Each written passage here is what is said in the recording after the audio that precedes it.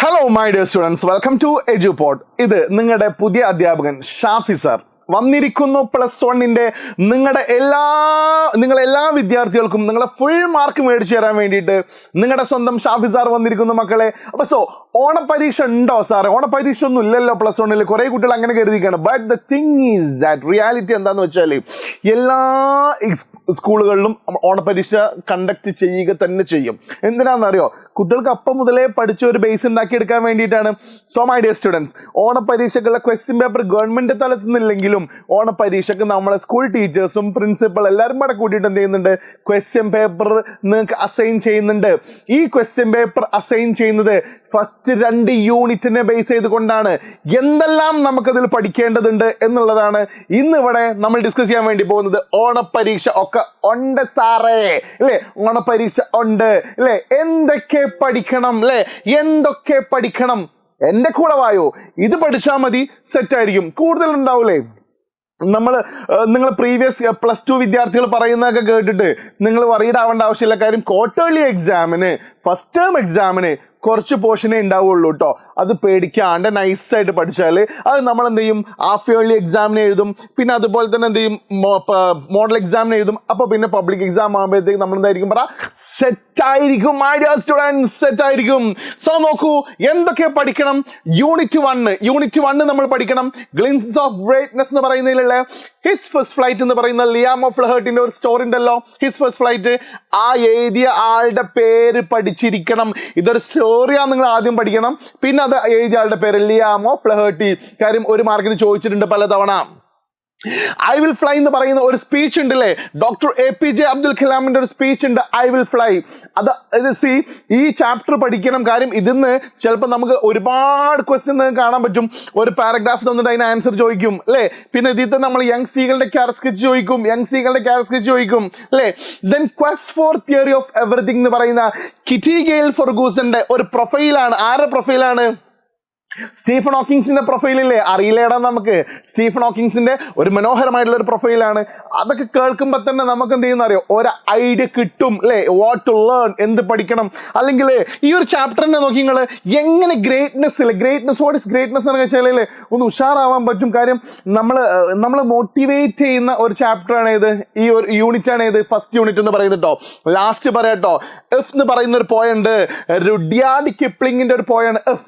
എങ്കിൽ ആവണമെങ്കിൽ അല്ലേ? If you want be a good person, അനക്ക് നല്ലൊരു വ്യക്തി ആവണോ എങ്കിൽ ഇന്ന കണ്ടീഷൻസ് എന്ത് ചെയ്യണം? ഈ ഫോളോ ചെയ്യണം എന്ന് പറഞ്ഞുകൊണ്ട് നമ്മൾ എഫ് എന്ന് പറയുന്ന ഒരു പോയിന്റ് അതും കൂടെ സെറ്റ് ആയി കഴിഞ്ഞാൽ നിങ്ങൾ 1ാമത്തെ യൂണിറ്റ് നോക്കി, നിങ്ങൾ ചാപ്റ്റർ നോക്കി. യങ് സീകളുടെ ഒരു ചാപ്റ്റർ നമുക്കറിയാം. ആ യങ് സീകൾ പറക്കാൻ ബുദ്ധിമുട്ടായി പേടിയൊക്കെ ആയിരുന്നു അല്ലേ? ആ പേടിയൊക്കെ പിന്നെ മാറി അല്ലേ? പിന്നീട് പറന്നു, ഫസ്റ്റ് ഫ്ലൈ സ്റ്റാർട്ട് ചെയ്തു. 2ാമത്തത് ഒരു ചെക്കിന് ഐ വിൽ ഫ്ലൈ എന്താ പറയുന്നത് പറ.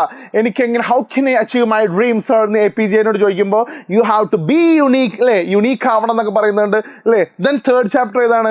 കയ്യുമില്ല കാലും കയ്യൊക്കെ ഉണ്ട് കേട്ടോ, കയ്യും കാലും ഒന്നും അനങ്ങാണ്ട് വീൽ ചെയറിൽ നിന്നുകൊണ്ട് ഫിസിക്സിന്റെ സൂപ്പർനോവ എന്നറിയപ്പെട്ട ഒരു വ്യക്തിയാണ് ആര്? നമ്മുടെ സ്റ്റീഫൻ ഹോക്കിങ്സ് എന്ന് പറയുന്നത്. ഫൈനലി ഇഫ് നിങ്ങൾ ഇങ്ങനെയൊക്കെ ആളുകളുണ്ട് കേട്ടോ. ഇനി നിങ്ങൾക്കാവണോ, if you want be a good person, you have to follow certain conditions എന്ന് പറയുന്നുണ്ട്. അച്ഛൻ മോനോട് പറഞ്ഞു കൊടുക്കുന്ന കുറച്ച് റൂൾസ് ആണ് ഇഫ് എന്ന് പറയുന്ന പോയത്തിലുള്ളത്. You have to learn all these things. നിങ്ങൾ പഠിച്ചിരിക്കണം. 2nd യൂണിറ്റ് ഏതാണ് പറ? ആൻഡ് ദെൻ ഗാന്ധി ഖേം. ഗാന്ധി വന്നതിന് ശേഷം അല്ലേ? ഗാന്ധി വന്നപ്പോൾ ഇതിൽ നമുക്ക് എന്തൊക്കെ പഠിക്കണം എന്നറിയോ? 2nd യൂണിറ്റിൽ ഒന്ന് കണ്ടീഷൻ ഓഫ് പീപ്പിൾ അല്ലെ, കണ്ടീഷൻ ഓഫ് ഇന്ത്യ, ഇന്ത്യക്കാരുടെ അവസ്ഥ, കണ്ടീഷൻ ഓഫ് ഇന്ത്യൻസ് അല്ലെ, ഇന്ത്യക്കാരുടെ അവസ്ഥ. എപ്പോ? ബിഫോർ ഗാന്ധി വരുന്നതിന്റെ മുന്നേ അല്ലേ? ബിഫോർ ഗാന്ധി. പിന്നെ അറൈവൽ ഓഫ് ഗാന്ധിയുടെ വരവിനെ കുറിച്ച് ഇതിൽ പറയുന്ന പോർഷൻ നമ്മൾ പഠിക്കണം. ദെൻ പിന്നെന്താ പഠിക്കേണ്ടത്?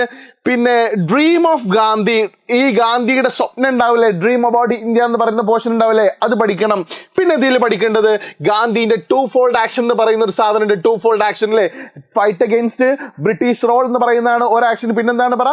ഫൈറ്റ് അഗെയിൻസ്റ്റ് സോഷ്യൽ ഈവിൾസ് എന്ന് പറയുന്ന 2-fold ആക്ഷൻ ഉണ്ട്. ഇത് നിങ്ങൾ പഠിച്ചിരിക്കണം ഡെഫിനറ്റ് ആയിട്ട്. ഇതിന്ന് ഡെഫിനറ്റ് ആയിട്ട് നല്ലൊരു പോർഷനിലുള്ള നല്ലൊരു മാർക്ക് നമ്മൾ എന്ത് ചെയ്യണം? പബ്ലിക് എക്സാമിന് വരെ എക്സ്പെക്ട് ചെയ്യണം കേട്ടോ.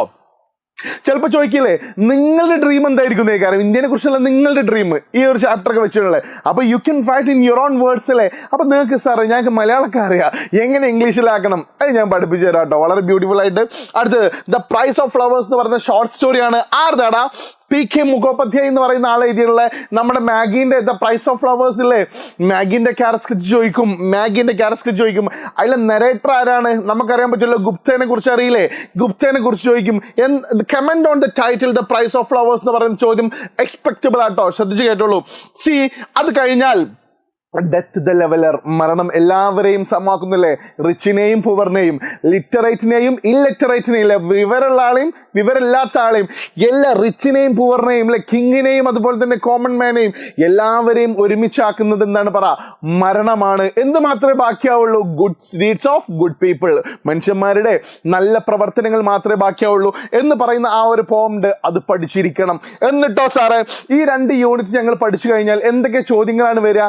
ആ ചോദ്യങ്ങളാണ് ഫോർ ഓണം എക്സാമിനേഷൻ ഉള്ള നമ്മൾ ഡിസ്കോസ്. ഒന്ന്, ഒരു ഫോർമൽ ലെറ്റർ എഴുതാനുണ്ടാവും. ഒരു ഫോർമൽ ലെറ്റർ ഒരു പക്ഷേ നമുക്കുണ്ടാവും, അതായത് പിന്നെ നമ്മൾ ഉണ്ടാവില്ലേ ഒരു ഓഫീസിക്കോ അല്ലേ, അല്ലെങ്കിൽ ഒരു മെയിലായിട്ടൊക്കെ നമുക്ക് ചോദിക്കും. അല്ലെങ്കിൽ ഒരു ഇൻഫോർമൽ ലെറ്റർ. ഇപ്പം നിങ്ങൾ ലിയാം ഓഫ് ലഹർട്ടിൻ്റെ ഹിസ് ഫസ്റ്റ് ഫ്ലൈറ്റ് വായിച്ചു, അപ്പം നമ്മൾ അതിൽ ഭയങ്കര മോട്ടിവേറ്റഡ് ആണ്. അപ്പം നമ്മളെ സുഹൃത്തിനെ ഇതാ ഞാനത് വായിച്ചടാ, എന്ത് ഭംഗിയുള്ള ഒരു സ്റ്റോറിയാണത് അല്ലേ. അപ്പം നമ്മളൊക്കെ ഇങ്ങനെ നോക്കി നിന്നിട്ട് കാര്യമില്ല, എടുത്ത് ചാടണം ലൈഫിലല്ലേ. നീന്തം പുസ്തകത്തിൽ നോക്കി പഠിച്ചിട്ട് കാര്യമുണ്ടോ? വെള്ളത്തിൽ ചാടി പഠിക്കണം എന്ന് പറഞ്ഞുകൊണ്ട് ഫ്രണ്ടിന് ഒരു ഫ്രണ്ട്ലി ലെറ്റർ എഴുതാൻ സാധ്യത ഉണ്ട്. ദെൻ ഇതേ സാധനം പഠിച്ചാൽ അതിൽ ബോക്സ് ഒന്ന് വരച്ചു കൊടുത്താൽ അത് മെയിലായി കഴിഞ്ഞു അല്ലേ. നമ്മൾ ഈ ഫോർമൽ ലെറ്ററോ ഇൻഫോർമൽ ലെറ്ററോ പഠിച്ചു കഴിഞ്ഞാൽ അത് മെയിലാക്കണം എന്ന്, മെയിലാണ് ചോദിക്കുന്നതെങ്കിൽ ഒരു ബോക്സ് വരച്ചെടുത്താൽ മതി. അതിന് കുറച്ച് വീഡിയോസ് ഒക്കെ നിങ്ങൾക്ക് നമ്മളെ യൂട്യൂബ് ചാനലിൽ കാണാം കേട്ടോ. അടുത്തത് സ്പീച്ച് നിങ്ങൾക്ക് എന്തായാലും ഉണ്ടാവും, ഒരു സ്പീച്ച് എഴുതാനുണ്ടാവും. ഫോർ എക്സാമ്പിൾ പറയുകയാണെങ്കിൽ നിങ്ങളെ സ്കൂളിലൊരു പരിപാടിക്ക് പിന്നെ കുട്ടികളെ മോട്ടിവേറ്റ് ചെയ്യാൻ വേണ്ടി നിങ്ങൾ എന്ത് ചെയ്യണം, ഒരു സ്പീച്ച് ഡെലിവർ ചെയ്യണം, പ്രസംഗിക്കണം എന്ന് പറഞ്ഞു വെച്ചാൽ നിങ്ങൾ എങ്ങനെയാണ് പ്രസംഗിക്കുക? നിങ്ങൾ കോണ്ടന്റ് ഉണ്ടാക്കണം. എങ്ങനെ sir, how can I write സ്പീച്ചിലെ എങ്ങനെ ഞങ്ങൾ സ്പീച്ച് ചെയ്തും? എൻ്റെ കൂടെ വായോ, കുറച്ച് വീഡിയോസ് നിങ്ങൾക്ക് കാണാമല്ലോ കേട്ടോ. നെക്സ്റ്റ് പ്രൊഫൈൽ ചെയ്താണ്ടാവും, അത് പിന്നെ നമ്മൾ പണ്ടേ ശീലിച്ചതാണെങ്കിലും അതിൻ്റെ കുറച്ച് ഡീറ്റെയിൽ ആയിട്ടുള്ള വീഡിയോ ഞാൻ ചെയ്യാം കേട്ടോ.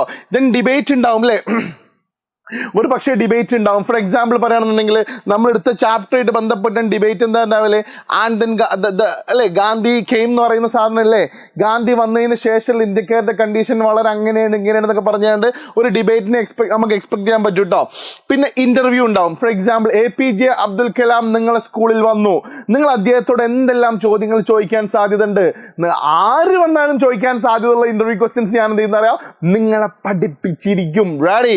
നോക്കടുത്തത് ലൈവ് TV റിപ്പോർട്ട് ഉണ്ടാവും. സാർ ലൈവ് TV റിപ്പോർട്ടൊക്കെ ഇപ്പോൾ തുടക്കത്തിലേ ഉണ്ടാവുക, നമ്മൾ എക്സ്പെക്ട് ചെയ്യാൻ മതി. കാര്യം എന്താണെന്ന് വെച്ചാൽ പൊതുവേ നമ്മൾ ക്വാർട്ടർലി എക്സാമിൽ ലൈവ് TV റിപ്പോർട്ട് ഉണ്ടാവലില്ല. അതൊക്കെ എന്ന് പറഞ്ഞാൽ നിങ്ങൾക്ക് ഒരു ദ സാക്രഡ് ടേർട്ടിൽസ് ഓഫ് കെൻഡാവു എന്ന് പറയുന്ന ചാപ്റ്റർ ഒക്കെ വരുന്നുണ്ട് കുറച്ച് കഴിഞ്ഞിട്ട്. അപ്പോൾ അവിടെയൊക്കെയാണ് ശരിക്കും ഉണ്ടാവില്ല ലൈവ് TV റിപ്പോർട്ട് എന്ന് പറയുന്ന ആ സാധനം ഉണ്ടാവില്ല. ബട്ട് നിങ്ങൾ ഫസ്റ്റ് ഫ്ലൈറ്റില്ലേ, നമ്മുടെ യങ് സീകളുടെ ഫസ്റ്റ് ഫ്ലൈറ്റില്ലേ, ഈ യങ് സീകളുടെ ഫസ്റ്റ് ഫ്ലൈറ്റ് നിങ്ങൾ എന്ത് ചെയ്യണം, ക്ലിഫിൽ നിന്നുകൊണ്ട് ഇങ്ങനെ വാച്ച് ചെയ്യാണ്. ആ വാച്ച് ചെയ്യുന്ന സമയത്ത് നിങ്ങൾ എങ്ങനെ ലൈവായിട്ട് റിപ്പോർട്ട് ചെയ്യുക അല്ലേ? അങ്ങനെ ഒരു ചോദ്യം എക്സ്പെക്ട് ചെയ്തൂടെ? ആ എക്സ്പെക്ട് ചെയ്യുകയാണെങ്കിൽ എങ്ങനെ അത് എഴുതണം ഞാൻ ഇവിടെ പഠിപ്പിക്കുക കേട്ടോ. നെക്സ്റ്റ് നോക്കിക്കോളൂ, നെറേഷൻ. എങ്ങനെയാണ് ആ ഒരു യങ് സീകൾ പറഞ്ഞത് അല്ലേ, ആ ഒരു ഇൻസിഡന്റ് എന്ത് ചെയ്യുക, നെറേറ്റ് ചെയ്യുക. അല്ലെങ്കിൽ ആ കുട്ടി ഉണ്ടാവില്ലേ, APJന്റെ പ്രസംഗം കേൾക്കാൻ വേണ്ടി വന്നിരുന്ന സമയത്തുള്ള ഒരു എക്സ്പീരിയൻസ് ഉണ്ടാവില്ലേ, അത് നെറേറ്റ് ചെയ്യുക ഇല്ലേ. അല്ലെങ്കിൽ പ്രൈസ് ഓഫ് ഫ്ലവേഴ്സിലെ മാഗിയും ഗുപ്തയും തമ്മിലുള്ള സംഭാഷണം ഉണ്ടാവില്ലേ, നമ്മൾ നെറേറ്റ് ചെയ്ത് കൊടുക്കുക. നെറേറ്റീവിന് ഒരു ക്വസ്റ്റ്യൻ എന്തായാലും ഉണ്ടാവും കേട്ടോ. Next appreciation for unseen poem. കാണാത്തൊരു പോയത്തിന് നമ്മൾ ഓൾറെഡി എത്ര പോയം പഠിക്കേണ്ടത്? ഇതിൽ എത്ര പോയം പഠിക്കുന്നുണ്ട്? സോറിയാ, ഇതിൽ എത്ര പോയം പഠിക്കണ്ടാ? ഒന്ന് ഡെത്ത് ദ ലെവലർ എന്ന് പറയുന്നതുകൊണ്ട് പിന്നെ ഇതിൻ്റെ എഫ് എന്ന് പറയുന്ന പോയുണ്ട്, 2 പോയം പഠിക്കുന്നുണ്ട് അല്ലേ. അപ്പം നമ്മൾ കാണാത്തൊരു പോയത്തിനാണ് നമ്മൾ എന്ത് ചെയ്യുന്നത്, അപ്രീസിയേഷൻ കൊടുക്കുന്നത്. ഞാനൊരു ഫോർമാറ്റ് തരും, അതേപോലെ പഠിച്ചാൽ മതി കേട്ടോ. അടുത്ത് ക്യാരക്ടർ സ്കെച്ച്. യങ് സീകളുടെ ക്യാരക്ടർ സ്കെച്ച് ചോദിക്കാം, മാഗിൻ്റെ കേട്ടോ. ക്വാർട്ടർലി എക്സാമിനകത്ത് നമ്മൾ പ്രതീക്ഷിക്കേണ്ടത് ഒന്ന് മാഗി, മറ്റൊന്ന് ഏതാണ് പറ, യങ് സീകൾ. YS എന്ന് പറഞ്ഞാൽ എന്താണ്, യങ് സീകളുടെ കേട്ടോ. രണ്ടിലൊന്ന് നമ്മൾ എന്ത് ചെയ്യണം പറ, എക്സ്പെക്ട് ചെയ്തിരിക്കണം. നെക്സ്റ്റ് നോക്കിക്കോളൂ, റൈറ്റപ്പ് എഴുതാണ്ടാവും. Write up, how to become a good person, എങ്ങനെ ഒരു ഗുഡ് പേഴ്സൺ ആവാം അല്ലേ. അങ്ങനെയൊക്കെ പറഞ്ഞുകൊണ്ട് നിങ്ങൾ അതിനെക്കുറിച്ച് എന്ത് ചെയ്യാൻ പറ്റും, ഒരു റൈറ്റപ്പ് എഴുതി തയ്യാറാക്കാനുണ്ടാവും. അല്ലെങ്കിലോ ഒരു പാരഗ്രാഫ് റൈറ്റിംഗ് ഉണ്ടാവും. പാരഗ്രാഫ് റൈറ്റിംഗ് ഫോർ എക്സാമ്പിൾ പറയുകയാണെങ്കിൽ നിങ്ങളുടെ ജീവിതത്തിൽ നിങ്ങൾക്ക് ഉണ്ടായ ഒരു അനുഭവം ഉണ്ടാവില്ലേ, ഇപ്പൊ യങ് സീകളിൽ ഉണ്ടായ പോലെ അനുഭവം ഉണ്ടാവില്ലേ, ഇതുപോലെ ബന്ധപ്പെട്ടുകൊണ്ട് നിങ്ങളോട് എന്തുണ്ടാവും, നിങ്ങളുടെ ഒരു എക്സ്പീരിയൻസ് എഴുതാൻ വേണ്ടി പറഞ്ഞുകൊണ്ട് ഒരു പാരഗ്രാഫ് റൈറ്റിംഗ് ഉണ്ടാവും. മാത്രമല്ല ഒരു ഷോർട്ട് എസ്സേ പോലെ എന്തുണ്ടാവും, അത് ബേസ് ചെയ്തുകൊണ്ടുണ്ടാവും. ചിലപ്പോൾ ചാപ്റ്റർ ബേസ് ചെയ്തുകൊണ്ടാവാം, അല്ലെങ്കിൽ ഒരു കോമൺ സാധനം വെച്ചുകൊണ്ട് ഒരു ഷോർട്ട് എസ്സേ നമ്മൾ എക്സ്പെക്ട് ചെയ്തേ പറ്റൂ. അങ്ങനെയൊക്കെ ആകുമ്പോഴാണ് 80 മാർക്കിലേക്ക് എന്ത് ചെയ്യുക നമ്മുടെ എക്സാം എത്തുക കേട്ടോ. ഗ്രാമർ പോർഷൻ വരികയാണെങ്കിൽ നോക്കിക്കോളൂ നിങ്ങൾ, എഡിറ്റിംഗ് ഉണ്ടാവും. എഡിറ്റിംഗ് നമ്മൾ എഡിറ്റിംഗ് എന്ന് പറയുമ്പോൾ തന്നെ ഒന്ന് കൊഹസീവ് ഡിവൈസ് കയറ്റി കൊടുക്കാനുള്ള വേറെ സാധനം ഉണ്ടാവും. കൊഹസീവ് ഡിവൈസ് എന്നൊക്കെ വെച്ചാൽ നമ്മൾ ആൻഡ് ദെന്ന് ബട്ട് ദെയർഫോർ എന്നൊക്കെ പറഞ്ഞ ഓരോ സാധനങ്ങളില്ലേ, അതെങ്ങനെ കയറ്റി കൊടുക്കുക. ഫോർ എക്സാമ്പിൾ പറയുകയാണെന്നുണ്ടെങ്കിൽ സ്റ്റീഫൻ ഹോക്കിങ്സിന്റെ അവസ്ഥ പറഞ്ഞില്ലായിരുന്നോ, അവരുടെ parents, Stephen Hawking's parents were poor dash they believed in education അല്ലേ, dash they believed in education. അവിടെ സോ ദേ ബിലീവ്ഡ് എന്നാണോ ബട്ട് എന്നാണോ വെക്കുക അല്ലേ, ബട്ട് ദേ ബിലീവ്, പക്ഷേ ദേ ബിലീവ്ഡ് ഇൻ എഡ്യൂക്കേഷൻ എന്നാണല്ലേ, അവിടെ ബട്ടാണ് ഉപയോഗിക്കുക. അതിനാണ് നമ്മൾ കൊഹസീവ് ഡിവൈസ് എന്ന് പറയുക കേട്ടോ. ആ ഒരു ചോദ്യം നമ്മൾ എക്സ്പെക്ട് ചെയ്യുക. അതുപോലെ എഡിറ്റിംഗ് നമുക്ക് എക്സ്പെക്ട് ചെയ്യാൻ പറ്റും. റിപ്പോർട്ടഡ് സ്പീച്ച് എന്തായാലും ഉണ്ടാവും. റിപ്പോർട്ട് സ്പീച്ച് ഇല്ലാത്ത +1 +2 ഒരു ക്വസ്റ്റ്യൻ പേപ്പർ ഇല്ല. എഫ് ക്ലോസ് എന്തായാലും ഒന്നുണ്ടാവും. ഇഫ് ക്ലോസ് പൊതുവേ +1 കൂടുതൽ ചോദിക്കില്ല കേട്ടോ. അത് നമുക്ക് ഇഷ്ടമുള്ള പോലെ എഴുതി കൊടുക്കാൻ പറ്റും, നമുക്ക് പഠിപ്പിക്കാം ക്ലാസ്.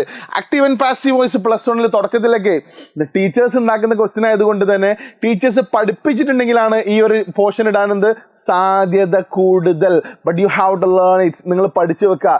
ഇപ്പോഴേ പഠിച്ചു വെച്ചാൽ എന്താണ്, നമുക്ക് കട്ടൊക്കെ ചെയ്യാൻ പറ്റും. സെറ്റായിട്ട് എക്സാമിനെ വളരെ ധൈര്യത്തോട് കൂടിയിട്ട് നമുക്ക് ചെയ്യാൻ പറ്റും, ഫേസ് ചെയ്യാൻ സാധിക്കും. My dear students, I think all of you okay അല്ലേ? ഇത്രയും പഠിച്ചാൽ മതിയടാ ഇംഗ്ലീഷിന്, ഇനി ഒന്നും പഠിക്കണ്ടടാ, അത്രയും പഠിച്ചാൽ മതി. ഇത്ര സിമ്പിൾ ആണോ സാർ? അപ്പൊ എങ്ങനെ സാറേ ഞങ്ങൾക്ക് ചാപ്റ്റർ സമ്മറീസ് ഒക്കെ നമുക്ക് കിട്ടിക്കൊണ്ടിരിക്കുന്ന നമ്മളെ ചാനലിൽ കാണുന്നല്ലോ നിങ്ങൾ അല്ലേ? സോ മൈ ഡിയർ സ്റ്റുഡൻസ്, എൻ്റെ പേര് ഷാഫി. വീണ്ടും നമുക്ക് കാണാം. Till then, this is me, Shafi Muhammad, signing off. Thank you very much. Take care.